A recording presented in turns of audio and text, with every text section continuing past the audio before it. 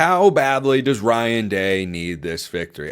That might depend on who you ask, but seems like that Michigan game is a distant memory. Maybe not for Jay Stevens of Locked On Buckeyes and Jeff Hunt of Jeff Needs Sports as well. Joining me here, a couple of Ohio State aficionados, and Jay, I want to start with you.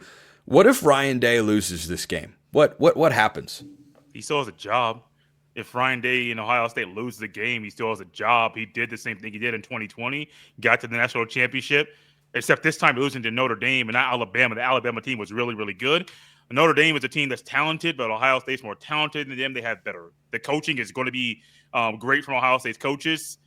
He still has a job. Like, that's my first thought right there is he still has a job. However, we will also circle back to the fact that Ryan Day is losing a big game to a team he should beat.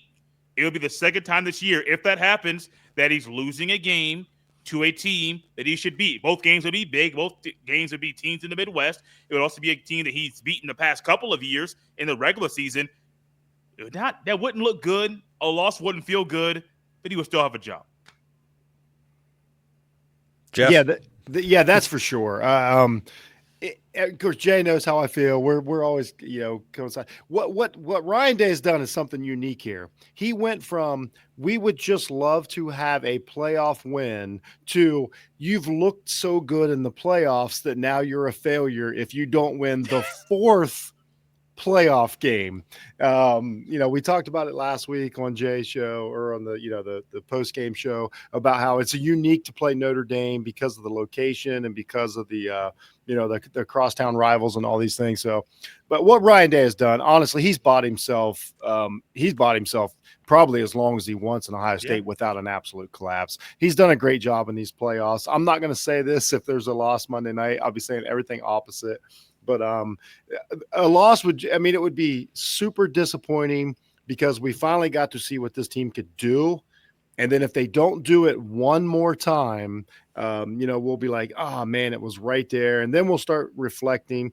Spencer, you nailed it, though. The Michigan thing, it's in the past. It really is irrelevant now. Like, I mean that with all sincerity. So, yes, it will be super disappointing. But Ryan Day has showed us that he can get a team to where the potential is. He can beat teams that have equal talent, which Jeff has said for years now that he couldn't do. So he really has checked a lot of boxes, and this is the one big one left. And when you look at it in perspective, if you're not a nonsensical Ohio State fan like I am, you can realize that they've done a great job with this coaching staff. He's done a great job building the roster. And honestly, this is Ryan Day's team for the foreseeable future, especially with the 12-team playoff, moving forward. I think Ryan Day has been great throughout the three games, but his coordinators have been arguably even better. Those are the play callers on this team. Remember, that was a pretty big storyline coming into the season. Ryan Day isn't calling plays. He's going to give it to Chip Kelly, who some people would want to say the game has passed him by. He's not any good. By the way, UCLA missed a bowl game without him, but that's neither here nor there. And Jim Knowles on the other side, I think has been a great hire from the moment he first got to Columbus. And Jay, it's kind of a contrarian move by Day to have such a veteran pair of coordinators. The trend nowadays is get the young up-and-comer who's going to recruit. Get the guy who... And I see the value in having those sorts of guys, but it seems like Brian Hartline offensively is that young, up-and-coming coach who's the key recruiting figure. Ryan Day obviously is capable of recruiting well. Ohio State as a brand does recruit itself. And then once you get the talent that Ohio State has, that they've accumulated through the high school ranks, they've got plenty of NIL money and the portal as well. He's just handing this off to his veteran coordinators and saying, guys, let's just go win the football game. And I don't think there are that many places that embrace that sort of mindset because there's ageism in that sort of move of he's old, he's a has-been, he's a what. No, these guys are just really good. They're really good, and this is kind of what you need with a veteran group of players. And you got a lot of guys, Will Howard and Jack Sawyer and Travion Henderson, that have played a lot of football. Troy Malowau and Simon and Burke. Lathan Ransom. These guys have played a lot of ball.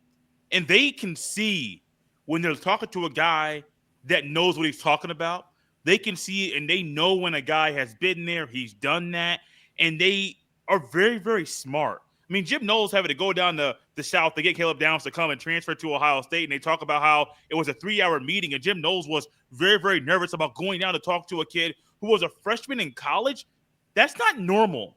And if you bring a young guy into this group of players, sometimes those older guys can realize, man, you don't know what you're talking about, or you haven't really been successful, or you don't have a resume that's something I should respect. You got to respect Jim Knowles' resume. You have to respect Chip Kelly's resume.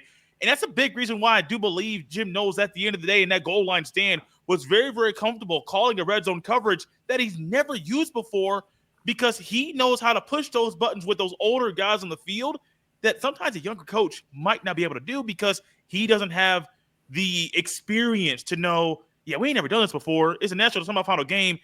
I'm a little nervous. Jim Knowles is not nervous. He knows what he can do with these guys, and the veteran presence with the players. You kind of need a veteran coaching staff to kind of help these guys along the way. Yeah, and Jay, I do want to highlight what that quote you alluded to from Jim Knowles, where he said, yeah, we'd never run that coverage before, and we just ran. That kind of feels like something a young, ambitious, not stuck in his ways coach would do. I heard that and went, you just you'd never done that before? I was amazed we even got that tidbit. Yeah. I mean, certainly he knows Marcus Freeman and his staff, who have done a great job over the last few weeks, can go and watch the film and realize, oh, they haven't done it before. They're going to see it too. But, Jeff, the conceding of play calling duties for Ryan Day and giving him over to Chip Kelly, I didn't think they were as sharp in the semifinals they were in the Rose Bowl against Oregon. But overall, the big plays have been there. They have been good enough situationally in a game like the semifinal against Texas. And overall, you have to look at that Chip Kelly move and say, yeah, I know Ryan Day hired his old mentor, but boy, it seems to really work. Yeah, and not to toot my horn or anything like that, but if you go back to the preseason shows, the one thing that this did was it allowed Ryan Day to become an in-game coach, Yes, it did. and that's really showed up. Spencer, I don't know, you probably don't watch the Buckeyes quite, as intently as like me and Jay would, just because of time constraints and your job and everything. But let me tell you, when we look up and it's the fourth quarter and we still have, let's say, 3 timeouts, or we have some clock management. I completely attribute that to like Days, like, okay, Chip, like, you do this, I'm going to trust you. I need to focus on the clock. I need to focus on the players coming off the field. Maybe they need a pep talk. Maybe they don't. Maybe I need to walk over to the offensive line. Maybe I need to have a word with somebody. It's allowed Ryan Day the time to do that. And kind of, it's been weird. I kept saying that Ryan Day couldn't, do on-the-job training with a program like Ohio State, but we've watched him do that in the last 2 months of football, and it's we'll see how it goes, but already it's been one of the most remarkable, transformations we've seen. Credit to Chip. And another thing about that, Ryan Day is able to build a coaching staff like this because he's at the pinnacle. This isn't a stepping stone job. He doesn't have to worry about, he's not trying to get another job. He's like, I'm at Ohio State. Like, I can hire I'm already the head coach at Ohio State. So, like, it doesn't matter who I bring in, I'm not worried about the next job or whatever. Ryan Day's got the next job. So he can hire whoever makes him comfortable, whoever he feels like. This particular team, we're going to look back on 2024 Buckeyes. It's going to be a very unique, situation.